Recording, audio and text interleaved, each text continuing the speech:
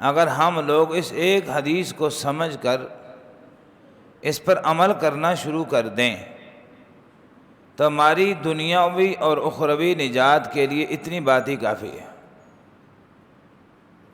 چنانچہ آپ صلی اللہ علیہ وسلم نے اس حدیث میں عقل مند کی تعریف کی ہے۔ عقل مند کون ہوتا ہے؟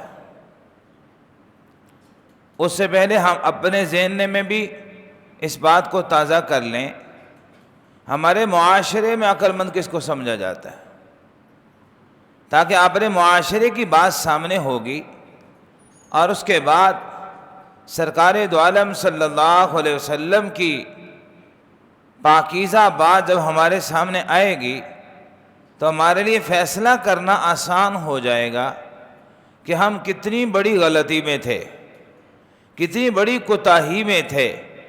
محبوب دو عالم صلی اللہ علیہ وسلم نے ہمیں رہنمائی فرما دی کہ تم کس کو عقل مند سمجھتے رہے۔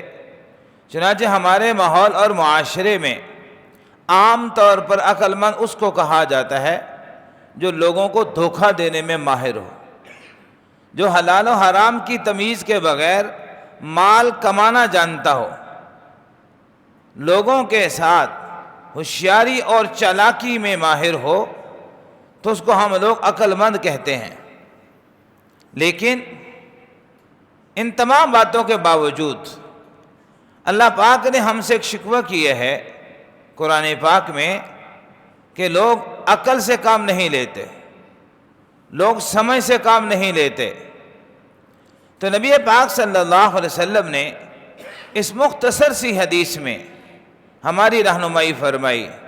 چنانچہ آپ نے فرمایا الکیس من دان نفسہ، عقل مند انسان وہ ہے جو اپنے نفسانی خواہشات کو دبا کے رکھتا ہے، نفسانی خواہشات کے مطابق نہیں چلتا، بلکہ اپنے نفس میں، اپنے عقل و شعور میں جو بات بھی آتی ہے اس کو پرکھتا ہے اللہ اور اللہ کے رسول صلی اللہ علیہ وسلم کی تعلیمات پر،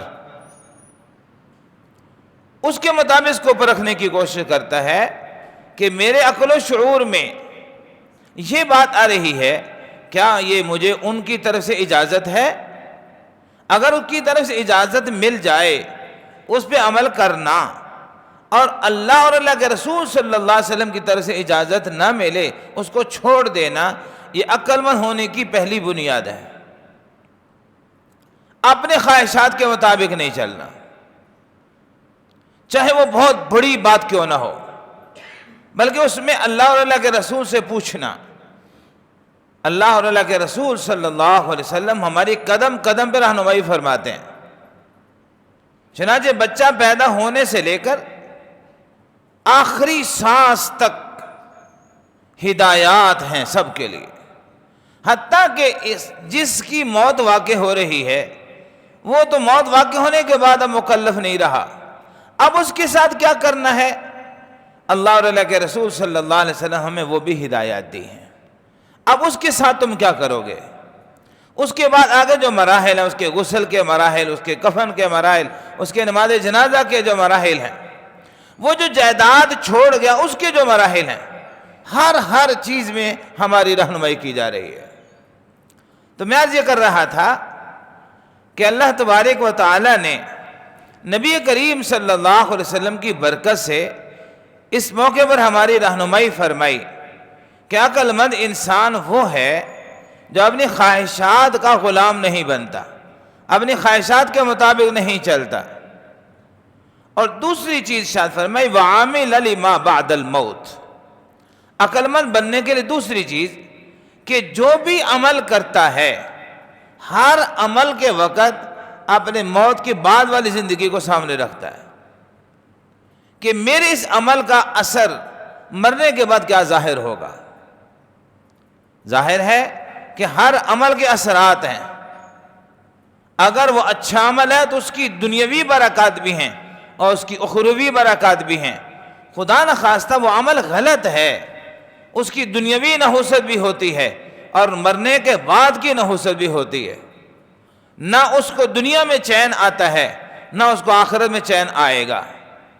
تو اس لیے دوسری بات جو نبی کریم صلی اللہ علیہ وسلم نے ارشاد فرمائی وہ یہ ہے وَعَمِلَ لِمَا بَعْدَ الْمَوْتِ، ہر عمل کے وقت یہ سوچتا ہے۔ سیدھی سی بات ہے، یہ بات اگر ہم میں سے ہر آدمی کو سمجھ آ جائے تو ہر عمل کے وقت یہ ضرور سوچے گا یار اس کا نتیجہ کیا ہوگا، اس کا ثمرہ کیا ظاہر ہوگا۔ اگر ایک آدمی نماز پڑھ رہا ہے تو جب یہ سوچے گا کہ اس کا ثمرہ کیا نکلے گا تو ظاہر ہے اس کا ثمرہ اچھا ہی ظاہر ہونا، اس کے نتائج اچھے سامنے آئیں گے، پتہ ہے اللہ خوش ہو جائیں گے، اللہ کے حبیب صلی اللہ علیہ وسلم خوش ہو جائیں گے۔ قرآن کی پاک کی تلاوت کر رہا ہے، اس کو پتہ کہ اس کا نتیجہ کیا ظاہر ہوگا، سچ بول رہا ہے، پتہ اس کا نتیجہ کیا ظاہر ہوگا۔ اگر اپنے ماں باپ کے ساتھ اچھا سلوک کر رہا ہے اس کے کیا نتائج سامنے آئیں گے، اپنے بہن بھائیوں کے ساتھ اچھا سلوک کر رہا ہے اس کے نتائج کیا سامنے ہوں گے۔ نگاہ اٹھا رہا ہے، نگاہ اٹھانے سے پہلے جب یہ سوچ لیا کہ اس دیکھنے کا نتیجہ کیا ہوگا تو انسان فوراً سمجھ جائے گا کہ اس کا نتیجہ اگر ٹھیک ہے تو مجھے یہ کام کرنا ہے، اگر اس کا نتیجہ غلط ہے تو مجھے اس سے بچنا ہے۔ کاروبار کر رہا ہے، کاروبار کرنے سے پہلے سوچے گا اس کاروبار کے نتائج آخرت میں کیا ظاہر ہونے ہیں۔ کاروبار کرتے کرتے جب کسی کے ساتھ لین دین والا معاملہ کرے گا اس وقت بھی سوچے گا کہ یہ جو لین دین میرا ہو رہا ہے یہ ٹھیک بھی ہے یہ غلط ہے۔ صرف نفع پہ نظر رکھنا یہ عقل مند انسان کی دلیل نہیں ہوتی، مجھے نفع آنا چاہیے وہ چاہے جس طریقے سے بھی ہو۔ تو ناپ تول کرتے وقت بھی انسان کی نظر اسی پہ ہوگی کہ میرا ناپ تول ٹھیک ہے، کسی سے پوچھنے کی ضرورت نہیں، اپنے ضمیر سے پوچھے انسان اور اللہ کی ذات کو سامنے رکھ کر پوچھے تو ضمیر فوراً جواب دے گا کہ تیرا ناپ تول ٹھیک نہیں ہے، اس کو ٹھیک کیجئے، تیرے لین دین والے معاملات ٹھیک نہیں ہیں۔ تو نقد معاملات ہیں، ادھار معاملات ہیں، اپنوں کے ساتھ معاملات ہیں، غیروں کے ساتھ معاملات ہیں، جس جگہ جس محلے میں ہم رہ رہے ہوتے ہیں وہاں ہمارے جو اعمال ہوتے ہیں اس پر بھی انسان خود نظر رکھے گا کہ میرے اس عمل کا نتیجہ کیا ظاہر ہوگا۔ یہ بات جب سمجھ آ جائے گی تو پھر نہ فوج کی ضرورت ہے، نہ ہی پولیس کی ضرورت ہے، نہ جگہ جگہ کیمرے لگانے کی ضرورت ہے۔ یہ سارے کام اس لیے کرنے پڑتے ہیں کہ ہمارے دل سے یہ چیز نکل چکی ہے کہ میرے اس عمل کا نتیجہ کیا ظاہر ہوگا۔ تو اسے میں بھائیو، نبی پاک صلی اللہ علیہ وسلم نے ہمیں ایک چھوٹا سا جملہ دیا ہے، دیکھنے میں چھوٹا ہے، یہی محبوب دو عالم صلی اللہ علیہ وسلم کا ایک کمال ہے۔ حضور صلی اللہ علیہ وسلم نے فرمایا اوتیت جوامع الکلم، مجھے جامع کلمات عطا کیے گئے، یعنی اللہ نے مجھے یہ اعزاز عطا کیا ہے کہ جب میں کوئی بات کرتا ہوں بات مختصر ہوتی ہے مگر وہ اتنے جامع ہوتی ہے، اس ایک بات کو لے کر اگر آدمی عمل کرنا شروع کر دے اس کی دنیا بھی سنور جائے گی، اس کی آخرت بھی سنور جائے گی۔ تو اس لیے وَعَمِلَ لِمَا بَعْدَ الْمَوْتِ، یہ جملہ خواہشات کے تابع ہو کے نہیں رہنا، اپنی عقل کے تابع ہو کے نہیں رہنا، پہلی بات یہ تھی، اپنی خواہشات پہ نہیں چلنا، اپنی عقل کے تابع ہو کے نہیں چلنا، تابع ہے تو انسان اللہ کے تابع ہے، اللہ کے حبیب صلی اللہ علیہ وسلم کی تعلیمات کے تابع ہے۔ اور دوسری چیز وَعَمِلَ لِمَا بَعْدَ الْمَوْتِ، مرنے کے بعد کی فکر ہر عمل میں۔ اب انسان کے دل میں گناہ کا جب داعیہ پیدا ہو رہا ہے تو اگر یہ جملہ یاد ہے تو فوراً سوچے گا کہ یار اس گناہ کی وقتی لذت ہوگی لیکن اس کے نتائج کیا ہوں گے۔ انسان بدنگاہی کر رہا ہے، بدنگاہی سے وقتی لذت ہوگی لیکن اس کا انجام کیا ہوگا۔ انسان کسی کو دھوکہ دے رہا ہے، وقتی طور پر تھوڑا سا فائدہ ہو جائے گا لیکن اس کا انجام کیا ہوگا۔ حرام کاروبار کر رہا ہے، وقتی طور پر تھوڑا سا نفع آ جائے گا مگر انجام کیا ہوگا۔ بیوی بچوں کی وجہ سے ماں باپ کی توہین کر رہا ہے تو وقتی طور پر بیوی بچے خوش ہو جائیں گے، مگر ماں باپ کی توہین کا انجام کیا ہوگا؟ یا ماں باپ کے کہنے سے بیوی بچوں کے حقوق کو پامال کر رہا ہے، وقتی طور پر ماں باپ خوش ہو جائیں گے، لیکن بیوی بچوں کے جو اصل حقوق جو ماں باپ نے نہیں، معاشرے نے نہیں، ہمیں اللہ اور اللہ کے رسول نے بتا رکھے ہیں، ان کے حقوق پامال کرنے کا انجام کیا ہوگا؟ نماز کا وقت ہے، دوست بیٹھے ہیں، اب دوستوں کا تقاضا یہ ہے کہ میاں تھوڑی دیر بیٹھتے گپ شپ لگا لے، نماز ابھی قضا تھوڑی ہو رہی، بعد میں پڑھ لینا۔ مگر اگر یہ جملہ یاد ہوگا تو انسان فوراً دوستوں کو کہے گا نامی آپ کا تعلق اپنی جگہ پر، مگر اس وقت جہاں سے بلاوا آ رہا ہے وہ بہت بڑی ذات ہے، میں اس کی وجہ سے تمہیں چھوڑ سکتا ہوں مگر تمہاری وجہ سے میں اس کو نہیں چھوڑ سکتا۔ کیوں؟ اس لیے کہ اس وقت ان کا پیغام آیا ہے، آج ان کے پیغام کو نظر انداز کروں گا تو اس کا انجام کیا ہوگا؟ تمہاری بات مانوں گا تو اس کا انجام کیا ہوگا؟ تو یہ انسان کی زندگی کے جتنے بھی پہلو ہیں، ہر پہلو میں جب انسان اس جملے کو یاد رکھے گا کہ مرنے کے بعد اس کا کچھ اثر ہے، اچھا عمل ہے اچھا اثر ہے، برا عمل ہے برا اثر ہے، تو انسان کے اپنے اندر ایک چیز پیدا ہو جائے گی، اپنے اندر ایک پہرا بیٹھ جائے گا۔ جیسے کہ بعض ملکی جگہ بڑی حساس ہوتی ہیں، وہ جگہ بھی حساس ہوتی ہیں، جب انسان اس علاقے میں جا رہا ہوتا ہے تو خیر خواہ لوگ مشورہ دیتے ہیں میاں اس جگہ پہ جا رہے ہو ذرا احتیاط سے، وہاں کی سیکورٹی بڑی سخت ہے، اور سیکورٹی والا تمہیں کو ظاہری طور پر نہیں دیکھے گا بلکہ ان کے خفیہ نظام ہے، اس خفیہ نظام کے تحت تمہاری سیکورٹی ہو رہی ہوگی، تمہیں چیک کیا جا رہا ہوگا، تیری ایک ایک ادا کو دیکھا جا رہا ہوگا، اس لیے اس بات کا ذرا خیال رکھنا۔ تو اس علاقے میں جب بھی بندہ داخل ہوتا ہے تو انسان فوراً سمجھ جاتا ہے، اسے کچھ کو پیچھے سے سمجھایا گیا، اس بات کا ذرا خیال رکھنا۔ اور بعض جگہوں پر کیمرہ نظر نہیں آ رہا ہوتا لیکن ایک جملہ لکھا ہوتا ہے، کیمرے کی آنکھ تجھے دیکھ رہی ہے، جیسے انسان کی اس پہ نظر پڑتی ہے تو انسان فوراً محتاط ہو جاتا ہے کہ جی یہاں میں نے ایسی کوئی حرکت نہیں کرنی کہ جس حرکت کے نتیجے میں مجھے کوئی پریشانی اٹھانی پڑے۔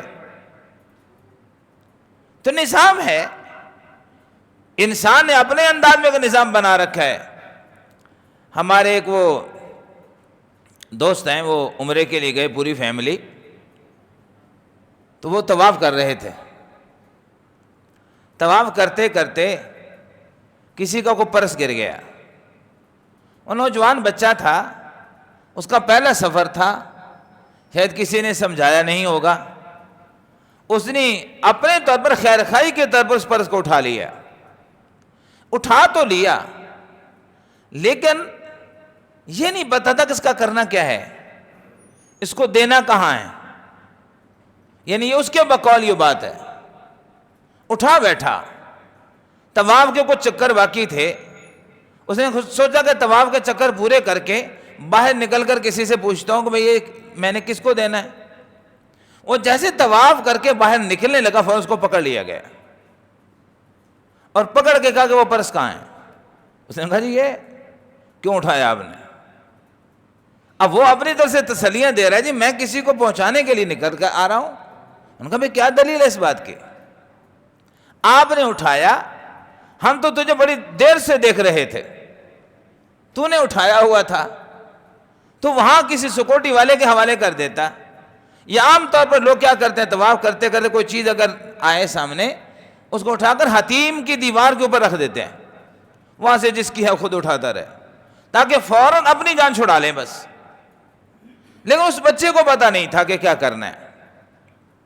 اب وہ باہر جیسے نکل اس کو گرفتار کر لیا گیا۔ اب گرفتار کر کے پوری فیملی پریشان، پہلے تو پتہ نہ چلے ہوا کیا، بعد میں جب پتہ چلا تو انہوں نے اپنی ایڑی چوٹی کا زور لگایا مگر رہائی نہیں ہوئی۔ آخر کار روتے دھوتے وہ واپس آ گئے پاکستان، وہ وہیں کا وہیں۔ اب یہاں رہ کر بھی کوششیں جاری ہیں، وہاں کے دوستوں کو احباب کے ذریعے سے بھی کوشش چل رہی ہے۔ نتیجہ کیا ہوا؟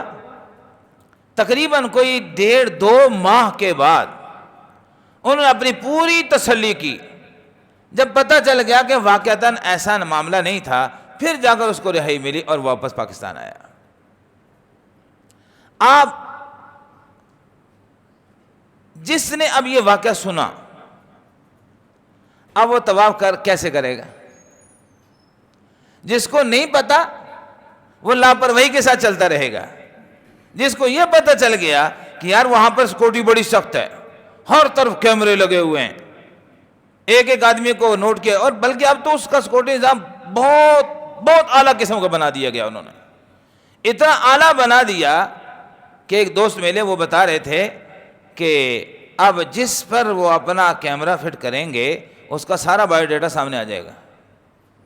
اسے کہ آپ کو پتہ ہے کہ جب ہم سعودیہ یا کسی بھی ملک میں انٹر ہوتے ہیں تو وہاں ہمارے آنکھوں کے پرنٹ لیے جاتے ہیں، اس میں سارا بایو ڈیٹا بھی سامنے ہوتا ہے۔ خیر یہ تو ایک مثال تھی، اس سے میں اب اللہ کا نظام آپ کو سمجھانا چاہتا ہوں۔ یہ انسان کا بنایا ہوا ایک نظام ہے کہ سیکورٹی ہے، میری ایک ایک ادا کو نوٹ کیا جا رہا ہے، میری ایک ایک بات نوٹ ہو رہی ہے۔ یاد رکھیے دنیا کے جتنے بھی سیکورٹی نظام ہیں یہ کبھی نہ کبھی فیل ہو سکتے ہیں، مگر میرے اللہ کے نظام کو آج تک نہ کوئی فیل کر سکا، نہ آئندہ کبھی کو کر سکے گا۔ ایک مسلمان ہونے کے ناطے میرا اور آپ کا ایمان یہ ہونا چاہیے کہ میرا اللہ اس کے علم میں ہے، میری رات بھی، میرا دن بھی، میری صبح بھی، میری شام بھی۔ جب یہ نظریہ ذہن میں آئے گا، یہ اعتقاد مضبوط ہوگا، اس کے ساتھ دوسری چیز آج والی جو عرض کر رہا ہوں یہ شامل ہو جائے کہ میرے اس عمل کا انجام بھی ظاہر ہونا ہے، اس کا نتیجہ بھی نکلنا ہے۔ اور اللہ کا ایک نظام یہ بھی ہے کہ فوری طور پر وہ نہیں پکڑتا۔ اللہ پاک چھوٹے چھوٹے گناہوں پہ پکڑ دکڑ شروع کر دے، اللہ ایسا نہیں فرماتا۔ اور اسی بات سے کفار کو ایک غلط فہمی ہو گئی تھی۔ بعض کافروں نے یہ کہہ بھی دیا تھا کہ اگر ہمارا انداز زندگی اللہ کو پسند نہیں ہے تو اللہ ہمیں سزا کیوں نہیں دیتا، پھر ہمیں سزا کیوں نہیں مل رہی؟ یہ ان کی کتنی بڑی بھول تھی، کتنی بڑی ان کی غلط فہمی تھی کہ اللہ ہر بات پر نہیں پکڑتا۔ اللہ پاک انسان کی رسی کو ڈھیلا چھوڑتے ہیں کہ دیکھو کیا کرتا ہے یہ۔ جب انسان بہت آگے نکل جاتا ہے تو پھر اللہ پاک کی پکڑ آتی ہے، کبھی دنیا میں ورنہ آخرت میں تو حقیقتاً آنے ہی آنے ہیں۔ کبھی دنیا میں بھی پکڑ آتی ہے، اور بتا دیا دنیا والوں کو ان بطش ربک لشدید۔ اس بات کو ہمیشہ یاد رکھنا، اللہ کی پکڑ بڑی سخت ہے۔ اللہ کبھی کسی کو پکڑے نہ، بس اللہ کی پکڑ بڑی سخت ہے۔